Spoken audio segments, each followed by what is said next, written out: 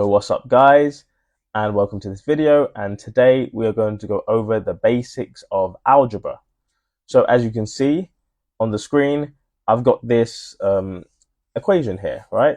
Now you'd have seen this before in your lessons in previous years, and it's something like this where you have to work out the missing number, okay? So we have 5 plus blank equals 11, okay?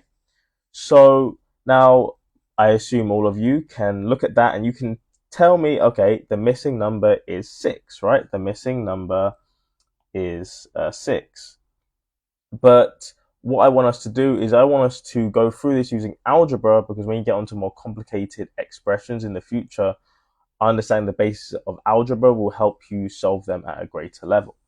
So for example, we know that the answer is 6, but how can we rewrite that in an algebraic format? Well, I will show you that now.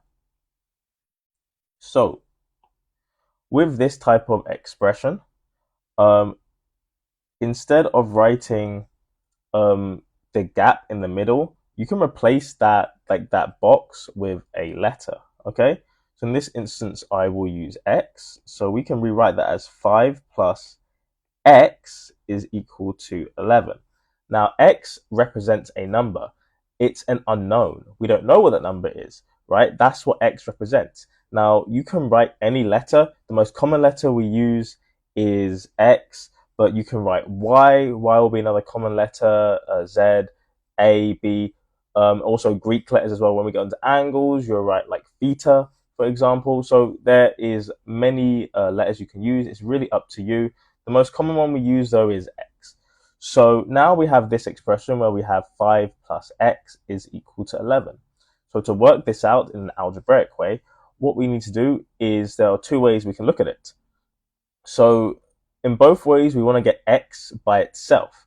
So to get x by itself, the first way is if we have 5 plus x is equal to 11, we can minus 5 from both sides. So if we minus 5 from both sides, then we'll have 5 plus 5 is 0. So we'll just be left with x on this side, and then 11 minus 5 will just give us our 6. So we have x plus 6. And the other way you can think of it as when you have an expression like this, what you can do is you can just do the opposite operation. So in this case, we just have a positive x by itself, and we have a positive x by itself. You can just, all you need to do is bring that 5 to the other side, right? And that 5 is a positive 5. So because it's a positive 5, we need to bring that to the other side of our equal sign. And to do that, you just do the opposite operation to bring it to the other side. So that's another way you can think about it. So if you think about it like that, if we have a positive 5, then the opposite operation would be a negative 5. So again, it would just be x is equal to 11 minus 5, which again would give us 6. So now we're going to get on to multiplication, okay? So in this instance, we have 6 times blank is equal to 24. Now, some of you can just look at this and you can tell that your answer is just simply going to be 4, okay? And you can clearly see that if it's 6 times blank and that's equal to 24, then you just do 24 divided by 6, and that gives you your 4. However, if we want to express this in an algebraic format, then how would it be? Well, the way we would do it is we would replace the box, like the missing gap, with a letter. So we'll use x again. So when you're dealing with x in algebra, you kind of want to write it like this. It's different, and the reason why we write it like this is because it looks slightly different than the multiply sign, right? The reason for that is so you don't get confused.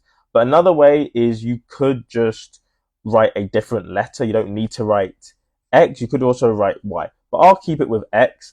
And just note that I wrote the x just in a different way, just to signify that this is an algebraic x, right? It's a missing number. It's not the multiplication sign. So if we have something like this, right, we have 6 times x is equal to 24.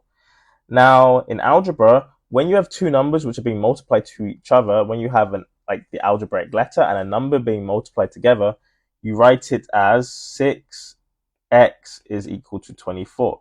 So you actually get rid of the multiply sign, which is why it doesn't really matter that you use x, because in algebra you will just get rid of the algebraic the multiply sign. So you just always put together. So when you see a number like this, where it's a number followed by a letter, that means that really it's 6 times x. Okay, remember it's 6 times x. It's 6 lots of x. So when you see a number and a letter together like that in algebra, they're being multiplied together. And then again, similar to the addition, we just need to do the opposite order of operation to get x by itself. So whenever you want to work out what x is, whenever you want to work out what your letter is, you need to get that letter by itself. So there are two ways we can get x by itself. So the first way is we can divide 6 from both sides. So if we do that, we'll get 6x divided by 6 is equal to 24 divided by 6. And if you do that, then the 6's will just cancel out. So you'll be left with x is equal to 24 divided by 6, as we know is 4. And then x is equal to 4. And the other way you could do it is, again, if you want to get x by itself, you've got a 6 times an x. Because that 6 is being times, you do the opposite order of operation. So then it would just be x is equal to 24 divided by 6, which again is 4. So that's how you do it with algebra, okay? Okay, so what if we had something a bit more challenging, okay? Something a bit more complex. Now we have 4y plus 3 is equal to 15. And we want to work out what y is, okay? So how would we do that? So again, when it comes to algebra, you want to get y by itself. If you want to solve for y, if you want to solve what y is, what number y is, you want to get y by itself. And this is why algebra is a really good thing, because when you get to more complex stuff, even more complex than this, algebra will help you work out the question a lot more simpler. So the first thing we need to do with a question like this is we need to try and figure out how can we get y by itself. So in order to get y by itself, you want to leave y to the end, okay? You don't want to touch y right now. You want to get into a position where you're able to get y by itself. So looking at this expression right now, we've got 4y plus 3 is equal to 15. Okay, well, the first thing we can do, there are two things we can think about, okay? We've got a 4 times y and we've got a plus 3.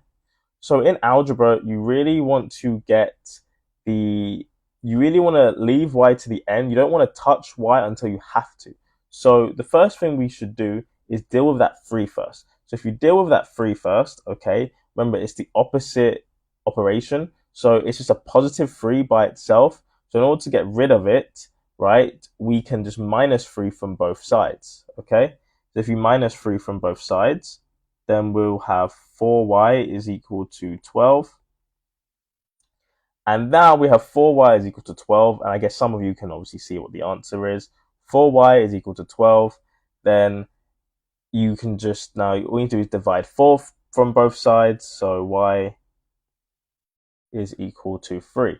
And you can always check if you're right with your answer too, because if y is equal to 3, then, well, we can put 3 into y in the equation, and then if we do that over this side, then we'll have 4 times 3 plus 3, and then 4 times 3 is 12 plus 3 gives us a 15. So we can see that we are right, okay? So what if we had something like this, okay? We have x. So what if we have something like this, okay? We have x times x. What do we do now? Well, in this case, let's just remember that x is just a number, an unknown number.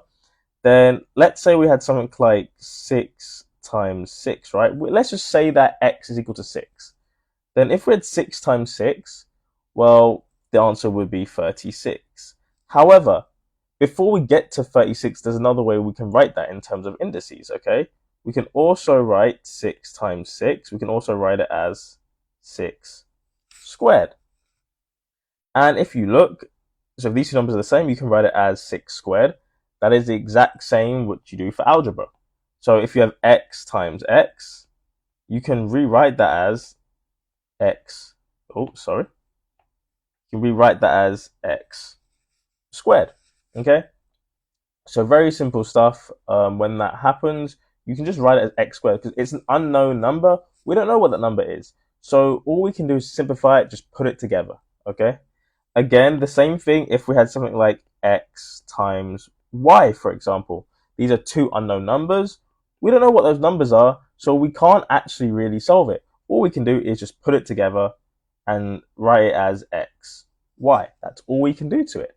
And that is where we will end this video today, just giving you the basics of algebra. And in our next video, we will go over something which resembles this. So feel free to try and solve this question right now, x plus 5 times x plus 2. And in our next video, we will go over this question.